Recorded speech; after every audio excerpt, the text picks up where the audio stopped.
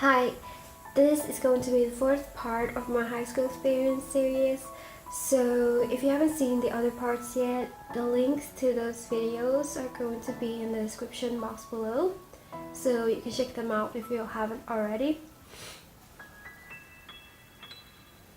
So to pick up from where I left in the latest video regarding this subject, I ended up talking about my depression, which wasn't really the... Oh my god. Sorry.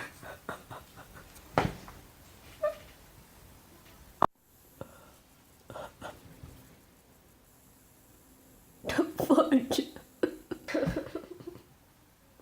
So to pick up from where I left in the last video, I ended up talking about my depression, and to be honest, that wasn't really my plan from the beginning, but the more I thought about it, I came to realize that the depression part is still a huge part of this story. But at the same time, it has its own story, and the details about those things that happened regarding my depression are available on my blog. So if you want to read about that, I'll put a link to my blog in the description box. But yeah, and if you're wondering why I am so open to talk about it now, it's because I don't feel like I am so deep into it right now. And I've gone through a lot of changes, and those changes are going to be talked about in the future parts of this series. But yeah, and also I wanted for other people to kind of get a better picture of it, that depression and sadness isn't the same thing, and if someone opens up their heart to tell you about their depression, it would be best for you to just listen and not be like, oh, everyone feels that way, and just stuff like that, because it's not going to help the person who has these problems.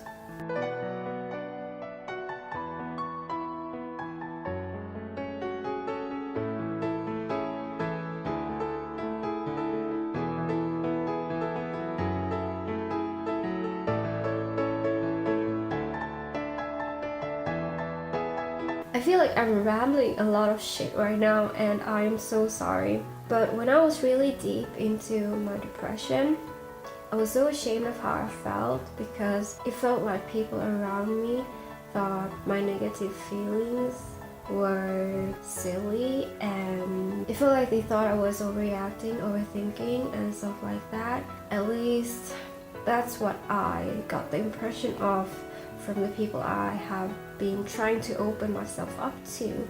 So after those times, I kind of shut myself down, and I kind of lost hope in finding people that would understand me. It's just really important to find someone whom you can talk to about it without them saying your feelings are invalid, or that just somehow scale down your problems and make them seem less important.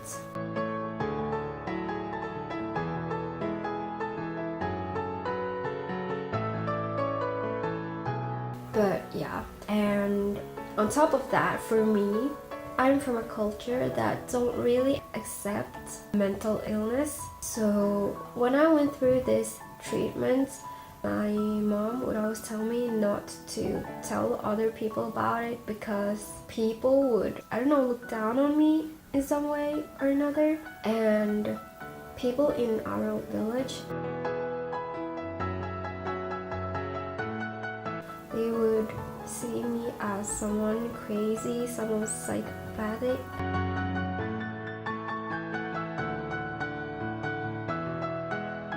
If someone has mental illness, they will be like, oh my god, that person is probably psychotic and stuff like that. Please don't go near that person. She or he or they might be up to something bad or something fucked up. I don't fucking know, but I get kind of mad when I talk about it, but yeah. So that didn't exactly make my situation any better. And these were the reasons why I never really wanted to talk about it with anyone. So I kind of bottled up all of these feelings inside of me and tried to suppress them. And it made everything so much worse. The reason I'm making these videos is just in hope for someone to find comfort in them and just feel like there is someone else who has been through it and who has made it. I don't know how to express myself in a language that is not my first language. So I'm sorry, but I hope you understand what I'm trying to say. Back to my high school story, I am going to mention a few things. If you've seen the other parts of my high school experience, you probably know that I felt really lonely in this class, even though I had a group of friends that I could hang around. But it wasn't exactly the same thing, because for me it just felt like I was just there and not really participating because I was scared, like I always am. There was this period of time where I was so unsure as to if I was still a part of that group. And whenever it was lunch, I was always so scared they would leave without me. So my heart would always start pounding really fast, and I was always really stressed about packing my stuff to get ready before they were ready to go. And it just made me really anxious, and I don't know, I was just really scared to be left alone, and I was scared to eat lunch by myself as well. Whenever we stood in these queues to the food, I would always get scared that I would lose them. I mean, the people in that groups of friends I hung around, because that was a really huge possibility since I am really small and everyone around me were really tall, and it was just so easy for me to just get lost in the crowd.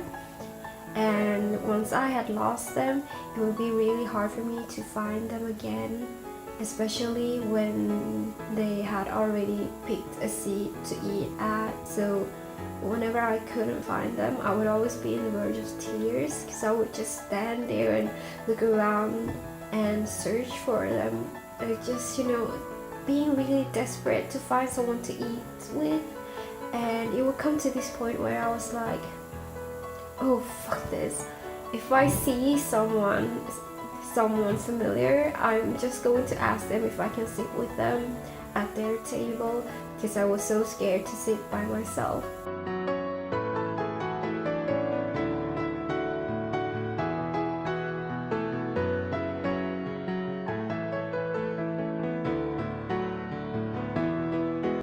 Because there were so many people there as well, and the lunch place was really huge, and they even had a basement where you can eat as well.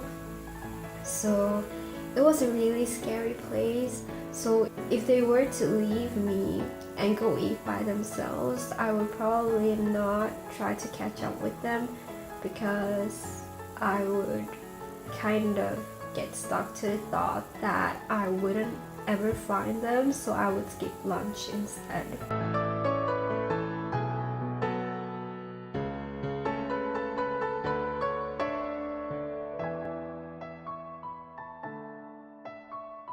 There was this one time where I just thought to myself, maybe they don't want me to eat with them. But when I asked one of them, I asked her if I could eat with them, she replied to me as if it was obvious that I should eat with them. So that made me really happy. And yeah, that was one of the small things that could make me happy.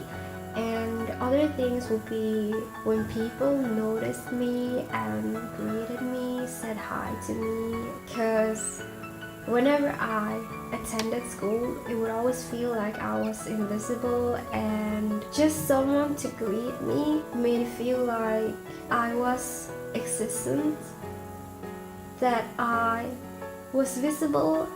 I don't know, but you get me. the reason why I was always on the verge of tears, I think that was because I had so many feelings suppressed already.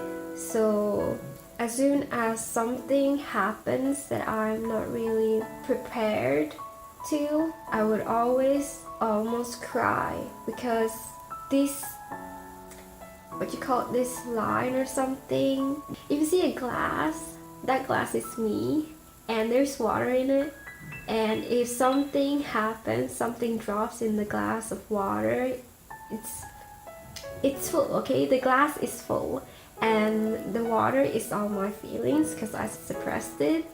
And if someone just drops something in there, the water will just, and that's what it felt for me. So that's why I was always on the verge of tears.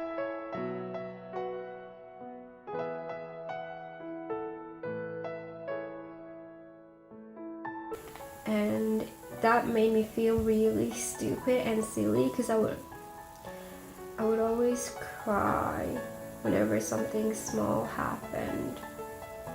And I don't know, I just thought it was something wrong with me. All those people I had spoken to, they said I was overthinking, and I thought so as well. Maybe I am overthinking, but I now realize that, well, logically, I realized that I was on the verge of tears all the time because I had suppressed so many feelings. But emotionally, I still think that there's something wrong with me, and that really can't be changed. But at least I know logically that there's nothing wrong with me, and I guess that's a good thing. It's a good way to start. So it would be good if people who felt this way know the logic behind it as well.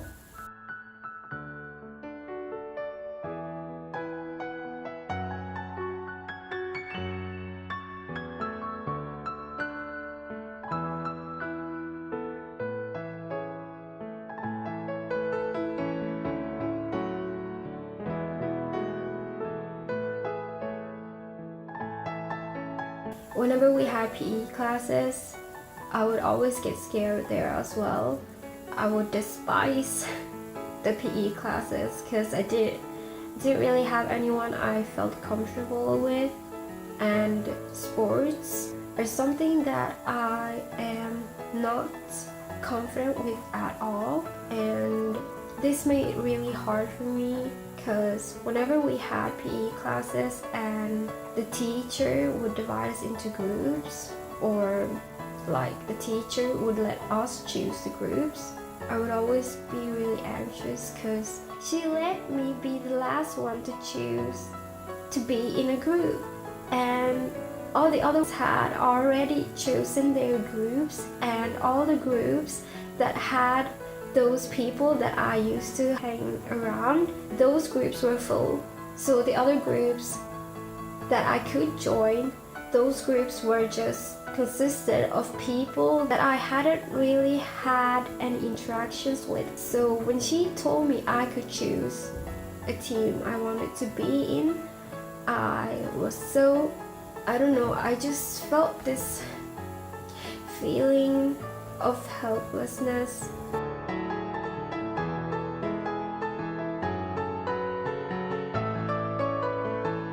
And she was, honestly, she looked so happy, being like, yeah, I'm such a good teacher, I let you choose your group. I mean, do you get what I mean? It was like she was so happy about letting us pick a group where our friends were in. But I personally, I didn't really think I had any friends. I only had classmates that I was familiar with, and since those groups were already taken, it was really hard for me to choose. So I just stood there and I was like, I don't know which group to choose. And she was like, just choose a group where your friends are in. And I looked around and all those groups were full. So I didn't want to choose myself, I want her to choose. So she was like, come on, just choose a group where your friends are in, like, just choose your friends. And I just stood there being like, I have no friends. It was so sad because it was true. And the fact that she did this, of course, it's good for the other classmates, but for me it made it really difficult. And the fact that she couldn't really see it on me that I was uncomfortable with it, that made it so much harder. But at the end I was kind of really stubborn about it. I mean, letting her choose. So she just chose a group for me and it was fine, I guess. But anyways, so whenever our PE classes were over, everyone would go home because the PE classes were the last class that we had. And there was this one day when everyone went into the changing rooms, and well, not everyone, but those people I hung around with, those people went to the changing rooms and I went there as well, and they changed clothes into normal clothes, and then all of them left. Of course they said bye and stuff, but then there was just one person left there sitting there with her phone, and I was changing my clothes. And I was thinking like, okay, it's time for me to chill now or something like that, because I like taking my time. So I just did it in my own pace, and she just sat there with her phone and she was all ready to go, but she hadn't left yet. And I was like, wait, who is she waiting for? Is she no, she can't be waiting for me. So I took my time, but then a lot of time went by and I was like, don't tell me she is waiting for me. So I assembled the courage to ask her, and I said, what are you waiting for? Aren't you going home or something like that? And she was like, I'm waiting for you. And it shocked me. It really shocked me because she could have gone home, but she waited for me. And I was like, are you kidding me? And she was like, no, I'm waiting for you. So I don't know, that made me so happy. And honestly, that day was one of the worst days I have ever gone through in that school. So the fact that she just sat there and waited for me, that made me really happy. Yeah, I just want you all to know that even the smallest things you do to someone can make that someone really happy, even though it's just a small thing you do. Because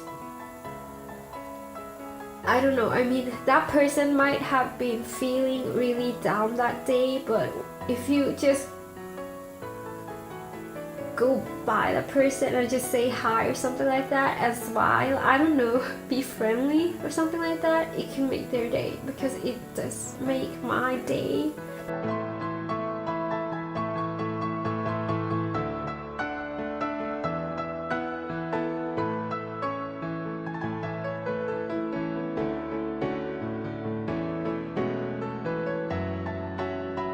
During all these classes that you had to be in the groups, now I'm not talking about PE classes anymore, I'm talking about general classes now. I mean classes where you have to work in groups, like for example chemistry.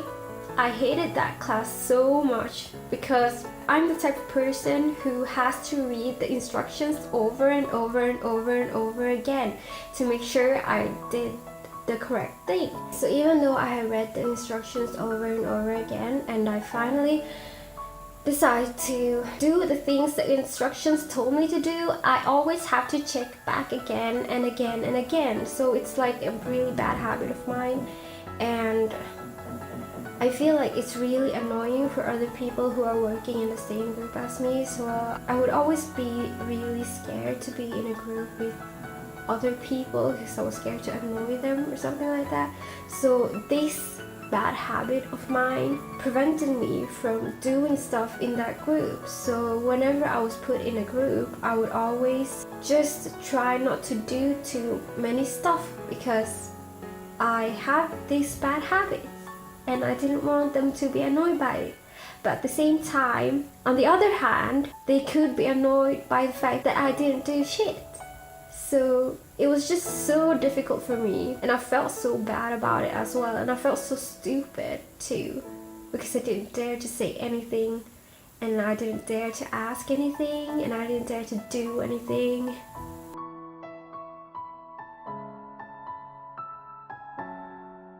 And on top of that, I didn't choose this program because I was interested in it or something like that. I just chose it because everyone else chose it, and I just wanted to go with the flow, and everyone in my primary had told me that it would be best for me if I chose natural sciences, nature sciences. I don't know what it's called, but everyone told me to choose it because I was smart, and so I chose it. Well, I chose it after I had chosen technology, and technology didn't work out for me, so I changed to nature sciences or natural sciences, I don't know. So what made it worse was that it wasn't really a subject that I enjoyed.